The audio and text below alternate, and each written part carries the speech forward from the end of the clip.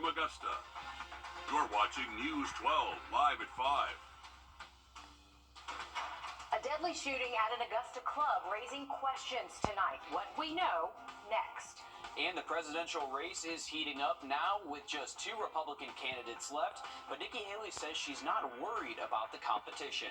But first, we head to First Alert Chief Meteorologist Riley Hill, because after a frigid weekend, things are finally looking warmer this week for us. Warmer and wetter. There's a good chance for rain this week as well. Yeah, guys, definitely a big pattern shift. So if you weren't a fan of the cold weather that we did see all weekend long and even early this morning, we do have some changes in store this week. We did stay dry today, and I don't think the 50s have ever felt so good for us. We did see our highs actually get close to seasonal averages today, so definitely not the cold air that we did see over the weekend. If you compare these temps just to yesterday afternoon, we're feeling more than 10 degrees warmer out there today, and that's going to be the trend over the next several days, and potentially getting highs back to close to 70 by Wednesday. If you're heading out this evening, we're going to stay above freezing, likely getting close to the upper 30s just before midnight, but looking to stay nice and dry if you are going to be stepping out. Definitely not going to feel quite as cold for us. Chilly nonetheless. We'll drop down into the upper 30s, low 40s by early tomorrow morning, and there's going to be the opportunity maybe for some rain in the first part of our Tuesday, all thanks to this next incoming system. So a warm front is going to try to get close to us Tuesday, and that could be a ramp for just a few showers to form as we head into tomorrow morning and up until around lunchtime. Not expecting a ton of rainfall. Definitely wouldn't cancel anything you have planned outside, but maybe a good idea to just have that umbrella close by for Tuesday plans. Have a look at that warm weather heading our way late into the week, but let's get a quick update on your First Alert traffic. And now, First Alert traffic.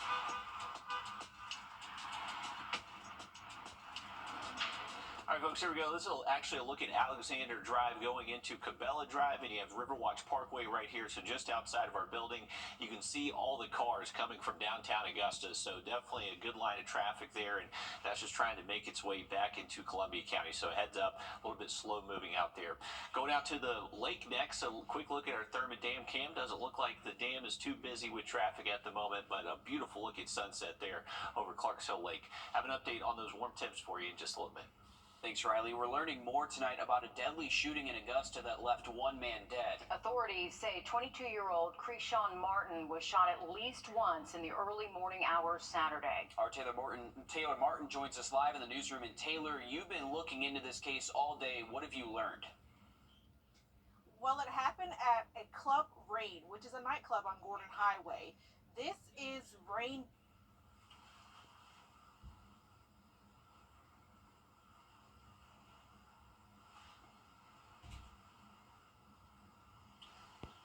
Cars were in the parking lot of the nightclub, and while the shooting took place here, authorities say they responded to Wellstar MCG Health around 2 Saturday morning, where Krishawn passed away. Now, we've reached out to the sheriff's office to see if there are any previous police reports at this address, but we don't have that request back yet. We'll update you when we get it back. All right, thanks, Taylor. His family, of course, super upset about all of this and wanting answers that they're just not getting. Absolutely. And of course, we'll keep you updated as we learn more. Well, the dates for the Lewiston Road 90-hour closure are changing once again. Now, the road closures will happen on the second week of February from the 8th to the 12th. It was previously rescheduled for this week, but GDOT says the rain forecasted for this week would make that impossible. All of this work is to finish the diverging diamond interchange. To learn more about the project, you can head over to our website, WRDW.com. Today marks 51 years since the Roe v. Wade ruling gave abortion rights to women.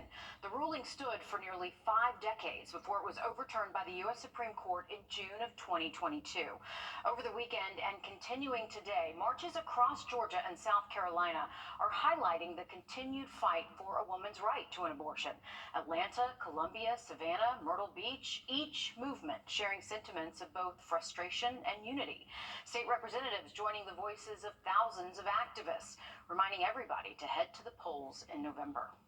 This fight right now is in state legislatures such as Georgia, and it's so important that we have folks in elected office who could speak to the lived experience of women. All of this comes during a time when state legislatures across the country are introducing bills to ban abortions. Many activists say they're hopeful for progress despite the changing landscape of women's rights. And speaking of the polls, early voting for the 2024 Democratic presidential primary begins today across South Carolina. Early voting lasts until February 2nd. President Joe Biden is on the ballot, as well as his Democratic challengers, Marianne Williamson and Minnesota Representative Dean Phillips. The actual primary will be on February 3rd. The deadline to register to vote for the Democratic primary in South Carolina has already passed, but if you want to vote in South Carolina's Republican primary on February 24th, you have until Thursday to register. And then there were two. As Florida Governor Ron DeSantis suspends his run for the White House, the Republican presidential hopefuls are now just Donald Trump and Nikki Haley.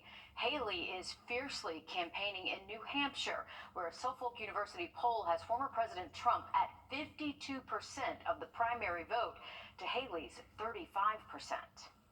We've got New Hampshire, we've got South Carolina, we've got Super Tuesday. We're going to keep on going, and we're going to fight, and we're going to win. I'm used to people underestimating me. It's always fun. But there were 14 people in this race, and now there are 2.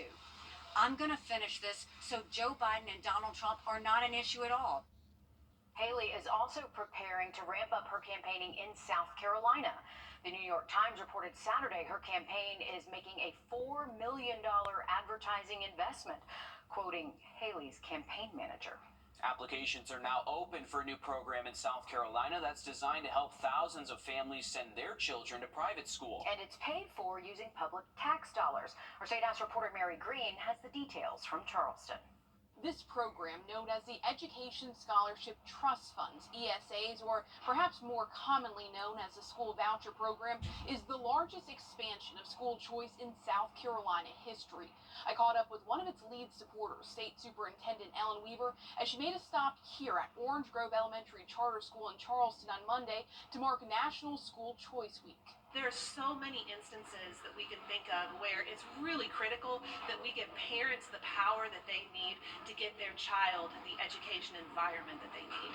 This program will award scholarships worth $6,000 each to up to 5,000 students. To be eligible this first year, their family income must be limited to 200% of the federal poverty level, about $62,000 for a family of 4. Families that make more will be eligible in future years, when up to 15,000 scholarships will be available. They can spend this money on tuition at private schools or public schools that are outside their home district and charge tuition, plus related costs. But the program is facing a legal challenge from parents, the NAACP, and the South Carolina Education Association. They claim it violates the state constitution, though supporters have said they believe the program will be upheld at the South Carolina Supreme Court. Well, our constitution is very clear that says you should not allocate our public tax dollars to private or religious schools.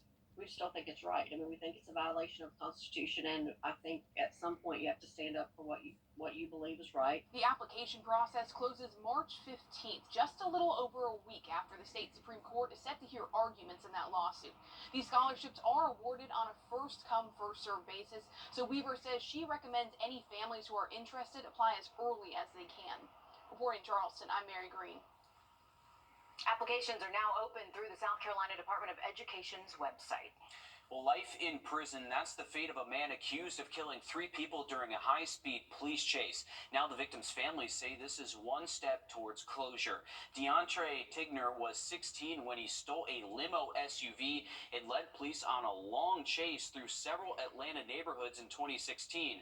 The chase ended in a crash that killed 75-year-old Dorothy Wright and her 2 grandchildren, ages 6 and 12. Tigner escaped the crash and was on the run for several years until he was caught in 2022. Late last week, he was found guilty of more than a dozen charges, including several counts of felony murder. Today, in an Atlanta courtroom, family of all 3 victims witnessed Tigner sentenced to 2 life sentences in prison. It doesn't bring anyone back. You know, we still lost our family. So, I mean, it's just a slight closure, it's not a healing or anything, but just know a little bit of justice has been served. His attorney can appeal his sentencing. No word yet on whether that will happen. How long should our veterans wait for critical medical needs? We're getting a firsthand look at how the VA's long wait times are affecting the people who've served our country. Next, Riley. Well, we felt a little bit of the warm-up heading our way today. Should see high temperatures close to 70 by the middle of the week, but we're also bringing back some rain chances. Well, that full forecast just after the break. Time and Justin streaming on Paramount Plus. A couple days prior, we did mention that there could be the possibility of really strong tornadoes. Vandenberg, make sure you are getting into your safe spot right now. Thank Riley. I thank Riley so much. He saved our life. This is why we put out those first alerts.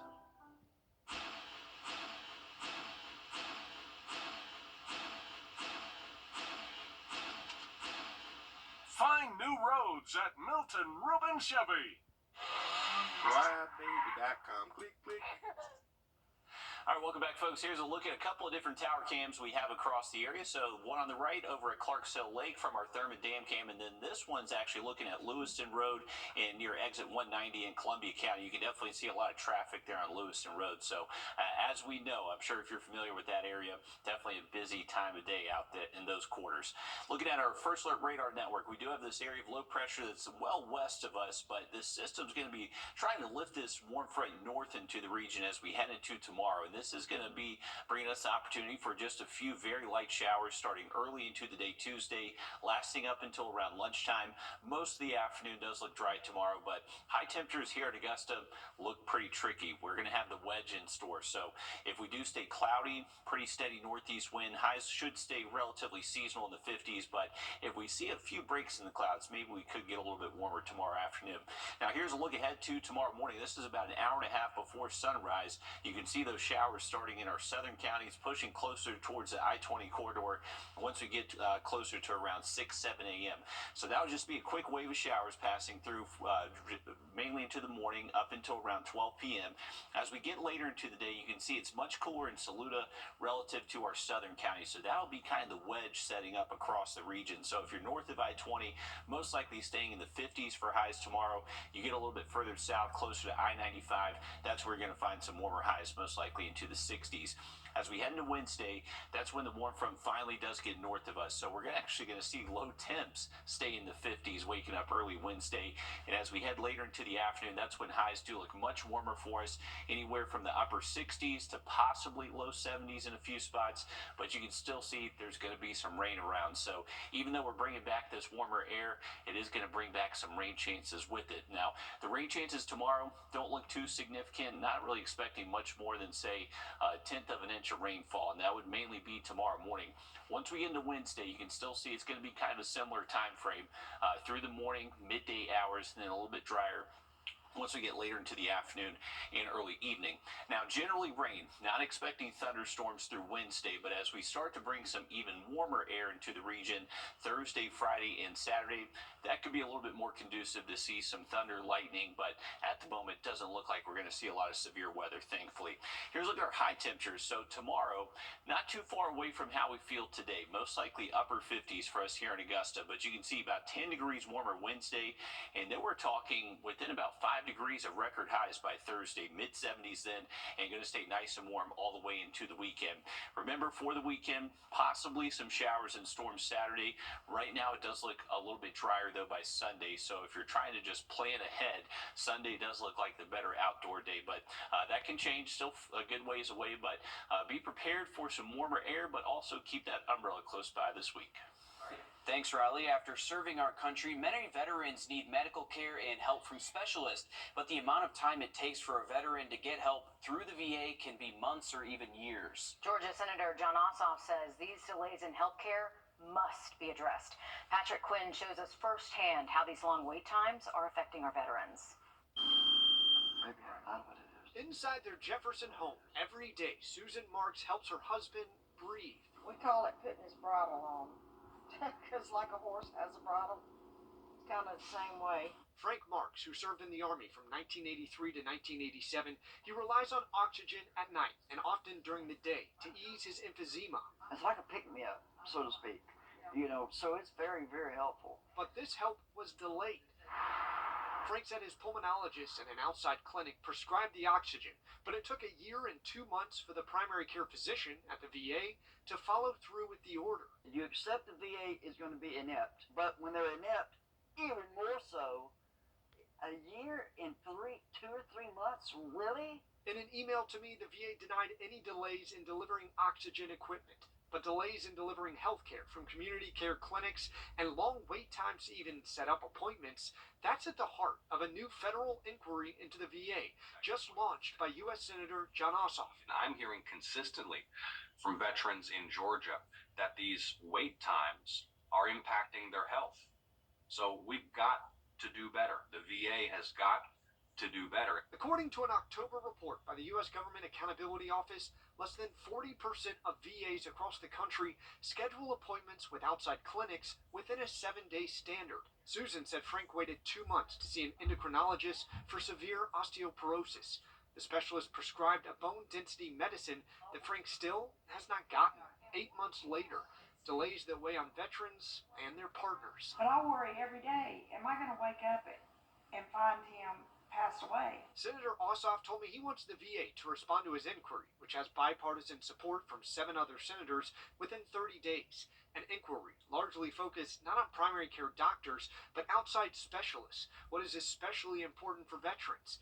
Frank sees 14 specialists. He takes 20 medications every day to help with his spinal injuries, PTSD, brain bleeds, a heart murmur, and Alzheimer's. With 678,000 veterans in Georgia alone, Frank said lives like his are at stake to get the health care they need now. The veterans who raised their hand and swore to defend this country, I think it's unbelievably awful how the VA treat us heroes. I'm sorry, I'm not bragging, but every veteran is a hero. A VA spokesperson has confirmed they plan on responding to the inquiry at a later date. His classmates are calling him Clemson Grandpa, why he wanted to go to college in his 80s. That's coming up next. WJBF.com. Click, click. It is never too late to go to school, and one South Carolina graduate is proof of this sentiment. Dana Winter has the story of Clemson's grandpa. You know, when people sit at home and vegetate, I refuse to do that. Malcolm Williams isn't shy about sharing his need to continue his education. I honestly believe that if you don't learn something, you ain't going nowhere. His journey at Clemson starting when he was a 70-something. This is what the president asked me at 78, you're back to school. I said, I don't know the streets.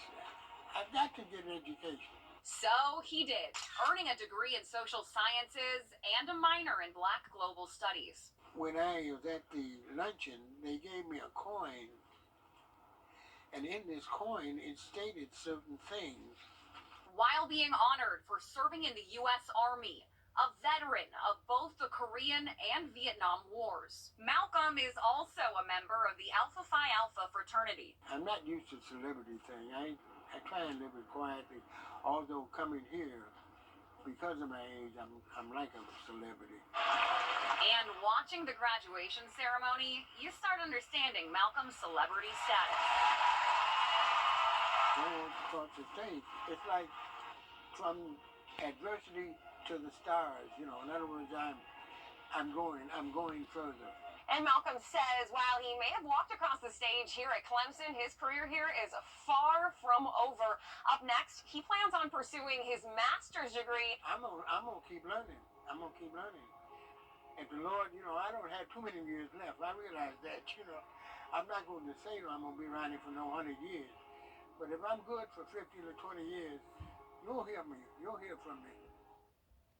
I think it's so cool to see the crowd react that way when his name was announced and he goes across the stage. That's awesome. I know, and I love that they call him Clemson's grandpa. It's kind of like everybody on campus's grandpa. It's like a little family there. That's pretty cool stuff, Riley. Absolutely is. He had a great line. If you're not learning something, then you're not moving forward. So absolutely, always stay learning out there.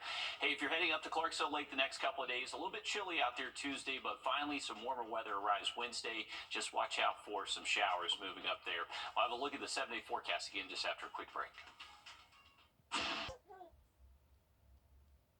Okay, check this out. Last night, the South Carolina Stingrays held a corgi race during the intermission of one of their games. About a dozen corgis took off. Look at them go! On the ice for this annual tradition. Only about half of the corgis that started the race made it past the halfway mark. I can't really blame them. There's a lot going on there at that stadium, but I think everyone loves the corgi butts. That's what it is, right? It is. It's their butts. I'm sorry. I mean, they've got cute little faces, but look at that little nub of a tail. They like waddle too. I think it's pretty funny. It's the waddle. I mean, it's kind of the same. Like they give wiener dog vibes. Like how they walk. I'm really impressed by the traction that they're getting on this ice. The winner won by a long shot, and then he pulled a Forrest Gump and ran right out of the stadium. Just kept going out there. But I love corgis. Always cool pups. And hey, we need to bring some corgi races here. That would be a fun time. Hey, we got a few clouds moving in tonight. This is going to help keep our lows actually above freezing. So we have had frigid temperatures over the last several mornings.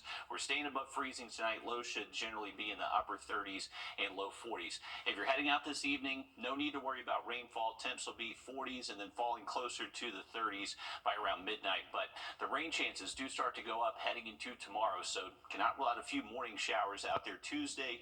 Same thing Wednesday. And then we're talking chance for storms as we head into Thursday through Saturday. All right, thanks, Riley. Stick with us. More news, weather, and sports coming up after a short break as News 12 Live at 5 continues.